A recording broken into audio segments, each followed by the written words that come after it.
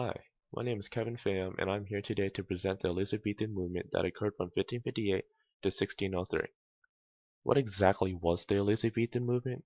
Well, the movement first began in 1558 when Queen Elizabeth I took the throne due to her sister Queen Mary I ending up being dead. This movement was diverse in particular, as it had focused on many contemporary themes in life and brushed drama. Some examples of themes included life, death, nature, love, and power. Furthermore, this era was referred to as the Golden Age in English history due to the flourishing of English literature, music, art, and poetry. Also, the Globe Theatre was also created during this time by William Shakespeare, which is probably one of the most renowned theatres to this very day. Some examples of famous poets during the Elizabethan era was the infamous William Shakespeare in addition to Ben Jonson, Christopher Marlowe, Sir Walter Raleigh, and Thomas Campion. These poets were all famous for their poetic works during this era and grew up to be influential poets in literature history. My poem is William Shakespeare's 18th sonnet, Shall I compare thee to a summer's day? Shall I compare thee to a summer's day? Thou art more lovely and more temperate. Rough winds do shake the darling buds of May, and summer's lease hath all too short a date. Sometime too hot the eye of heaven shines, and often is his gold complexion dimmed, and every fair from fair sometime declines, by chance or nature's changing course untrimmed. By thy eternal summer shall not fade, nor lose possession of that fair thou owest. Nor shall death brag thou wander'st in his shade, when in eternal line to time thou grow'st. So long as men can breathe, or eyes can see, so long lives this, and this gives life to thee. This poem is primarily a love poem.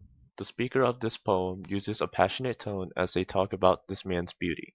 Shakespeare incorporates many symbols and metaphors to create vivid visuals in the form of imagery for the reader. Themes such as references to time, love, and nature are all throughout the poem, so I want you to think about the author's word choice. Shakespeare's sonnets are formatted in the A-B, A-B, C-D, C-D, E-F, E-F, G-G pattern. This gives a smooth rhythm to a slow poem.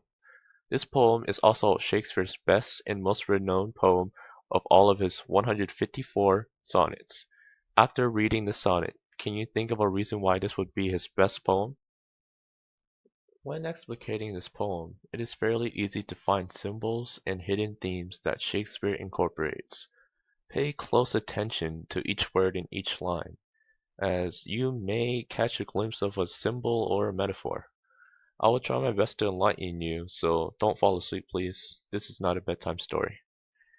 So the first line starts off with, Shall I compare thee to a summer's day? The speaker decides to compare a person to a summer's day, showing affection and praise to the person. Thou art more lovely and more temperate. He is complimenting him by saying that he is extremely lovely and composed. Rough winds do shake the darling buds of May.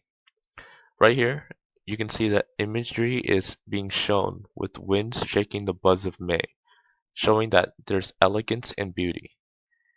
And summer's lease hath all too short a date. The author is trying to say that summer is said to last too short, referring to a theme of time. So the speaker says this to the person that he loves. Sometime too hot the eye of heaven shines. The eye of heaven is symbolized by the sun, stating that sometimes it shines too bright and hot. This is an exact example of one of Shakespeare's famous symbols. And often is his gold complexion dimmed. At times, the beautiful gold face of the man is dimmed by the clouds blocking the sun, and every fair from fair sometime declines. This line means that eventually all beauty will fade. This could also represent another season besides summer, such as autumn, as leaves usually die and fall from the trees. By chance or nature's changing course untrimmed. This says that it will either fade or by chance or naturally as time goes on. But thy eternal summer shall not fade. This line says that his youth and his beauty is eternal and will not fade. His beauty is everlasting unlike everyone else's. Nor lose possession of that fair thou owest. That line also says that his beauty will not fade. Nor shall death brag thou wanderest in this shade. This line says that not even death can make his beauty fade or claim him for himself. When in eternal lines to time thou growest, the speaker claims to capture him through his poem for eternity. The last two lines are very short, but they're actually really powerful. Listen closely.